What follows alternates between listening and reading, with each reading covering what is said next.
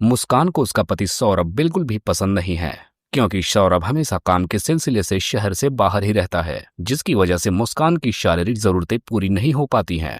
आज जब मुस्कान घर पर बिल्कुल अकेली होती है, तभी उसके घर पर साहिल नाम का एक लड़का नौकरी की तलाश में आता है, जिसके बाद मुस्कान उसे उसका कमरा दिखा देती है। साहिल को अब घर और कमरा, उसके साथ साथ कमरे की मालकिन भी काफी ज्यादा पसंद आती है।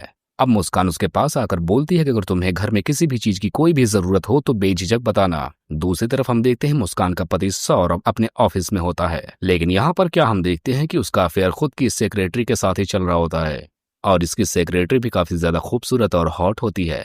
और अपनी सेक्रेटरी के साथ घूमने के लिए ज्यादातर बहाने वो बिजनेस के बताता रहता है, क्योंकि उसे अपने सेक्रेटरी के साथ पानी निकालने में कुछ ज्यादा ही मजा आता है। इसी वजह से वो मुस्कान को तलाक भी देना चाहता है। इधर साहिल को देखते हैं, वो अपनी गर्लफ्रेंड को फोन करके बताता है कि उसे मुस्कान के घर पर नौकरी मिल गई है। यहाँ पर हम देखते हैं कि साहिल अपनी गर्लफ्रेंड से हद से ज्यादा ही प्यार करता है, और इसके अलावा ये दोनों जल्द ही शादी भी करने वाले होते हैं। अब अगली सुबह हम देखते हैं जब साहिल स्विमिंग पूल साफ कर रहा होता है, तो इस वक्त वो अपनी बॉडी दिखा रहा होता है, जिसे देखकर मुस्कान उसकी तरफ आकर्षित होने लगती है। अब हम देखते हैं पूरा दिन काम करने के बाद साहिल जब अपने रूम में कपड़े उतारकर सोने के लिए जाता है, तो मुस्कान उस वक्त उसे छिपकर देख रही होती है। इधर हम देखते हैं साहिल को भी नींद नहीं आ रही थी, इसी वजह से वो अपनी गर्लफ्रेंड जूली के बारे में इस वक्त सोचने लगता है, और यहीं पर वो अपने हाथ का भरपूर इस्तेमाल करता है, और उसकी ये हालत देखने के बाद मुस्कान भी खुद को गर्म करने लगती है। अगली सुबह हम देखते हैं मुस्कान जाकर चुपके से साहिल को नहाते हुए देखती है। उसकी चमकदार बॉडी देखते हुए वो खुद को रोक नहीं पाती थी, बस उसे कब मौका मिल जाए और वो साहिल से जाकर चिपक जाए, क्योंकि अब उसके सब्र का बांध टूटा जा रहा था और वो साहिल पर कभी भी अटैक कर सकती थी। दूसरी तरफ हम मुस्कान के हस्बैंड सौरभ को देखते हैं, जहां पर हमें ये पता चलता है कि उसने ही साहिल को वहां नौकरी पर रखा है, ताकि उन दोनों का अफेयर शुरू हो जाए और वो अपना कांटा अंदर से निकाल सके, और वो आसानी से अपनी बीवी को तलाक दे सकता है। अब अगले दिन हम देखते हैं मुस्कान और साहिल एक दूसरे के साथ कॉफी पीते हुए एक दूसरे के साथ काफी ज्यादा बातें करते हैं। अब अगली सुबह हम देखते हैं जब साहिल पौधों को पानी दे रहा होता है, तभी मुस्कान वहां पर आती है, तो वो उसके साथ मस्ती करने लगता है। अब ये दोनों काफी टाइम तक एक दूसरे के साथ मस्ती करते करते भीग जाते हैं, जिसके चलते इन दोनों को अंदर अपने कपड़ों को बदलने के लिए जाना होता है। और अब की बार मुस्कान साहिल की बॉडी देखते हुए खुद पर काबू नहीं कर पाती और गर्माहट महसूस करने लगती है, और अब तो साहिल भी खुद को ये देखते हुए रोक नहीं पाता और दोनों जबरदस्त रोमांस करने के मूड में आ जाते हैं, जिसके बाद ये दोनों फाइनली एक दूसरे का पानी निकाल ही देते हैं। अब हम देखते हैं मुस्कान उसके साथ इंटीमेट होकर काफी ज्यादा खुश महसूस हो रही थी, क्योंकि अभी वो सख्त लौंदा और जवान भी था। अब हम देखते हैं कि अगली सुबह सौरभ घर आता है, लेकिन वो कई दिनों बाद घर आया था, इसीलिए मुस्कान भी चाहती थी कि आज रात वो उसका पानी निकाले, लेकिन अब तो सौरभ उसकी तरफ ध्यान तक नहीं देता, और रात होने के बाद मुस्कान पूरी रात उसका इंतजार करती है, लेकिन उसका पति ठर्राटे मारकर सोने लगता है, और ये देखकर मुस्कान को कुछ हद से ज्यादा ही बुरा लगता है। यहाँ पर वो इमोशनल होकर सोचने लगती है कि उसका पति आखिर कैसा आदमी है जो अपनी पत्नी को खुश भी नहीं रख सकता।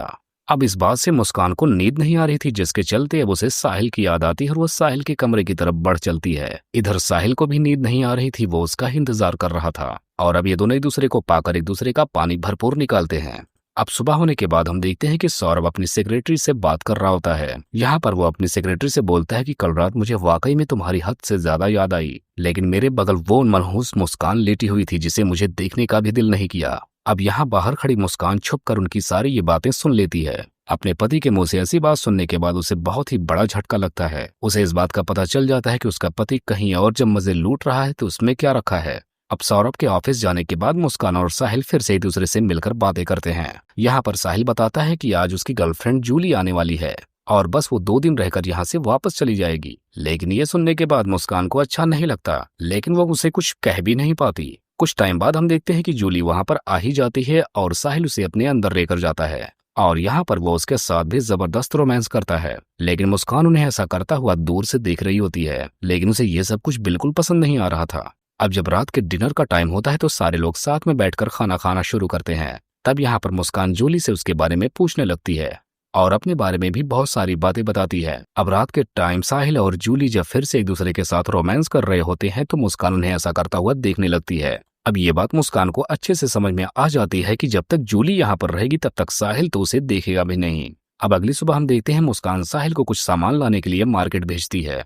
अब उसके जाते ही वो फौरन जूली के पास जाती है और उसे अपनी गन पॉइंट पर लेकर जंजीरों से एक रूम में बांध देती है। यहाँ पर वो जूली से कहती है कि उसका और उसके बॉयफ्रेंड का अफेयर चल रहा है और साहिल तुम्हें धोखा दे रहा है। जिसके बाद मुस्कान जूली की कार और उसका सारा सामान छिपा देती है। अब जब साहिल मार्केट से सामान लेकर घर वापस आता है तब मुस्कान उसे बताते हैं कि जूली तो यहाँ से जा चुकी है, लेकिन यहाँ पर साहिल को शक हो जाता है और वो गुस्से में उससे पूछने लगता है कि आखिर वो कहाँ पर है। तब मुस्कान भी गुस्से में आकर साहिल पर गन पॉइंट कर लेती है, लेकिन साहिल गुस्से में आकर उससे गन छीन लेता है। अब इस झड़प के बीच गलती से गोली मुस्कान को लग जाती है। तभी सौरभ भी घर पर आ जाता है और अपनी वाइफ मुस्कान को मरे हाल में देखने के बाद वो बोलता है कि उसने जबरदस्ती साहिल को अपनी नौकरी पर रखा था। इतना सुनते ही मुस्कान एक बार फिर से उठती है और सौरभ को गोली मार देती है, जिसके चलते आखिर में सौरभ और मुस्कान दोनों ही मारे जाते हैं और जूली धोखेबाज साहिल को यहाँ से छोड़कर जाने का फैसला करती है। और अब साहिल जूली को ढूंढता ही रह जाता है। बस इसी को दिखाते हुए इस कहानी का यहीं पर एंड हो जाता है।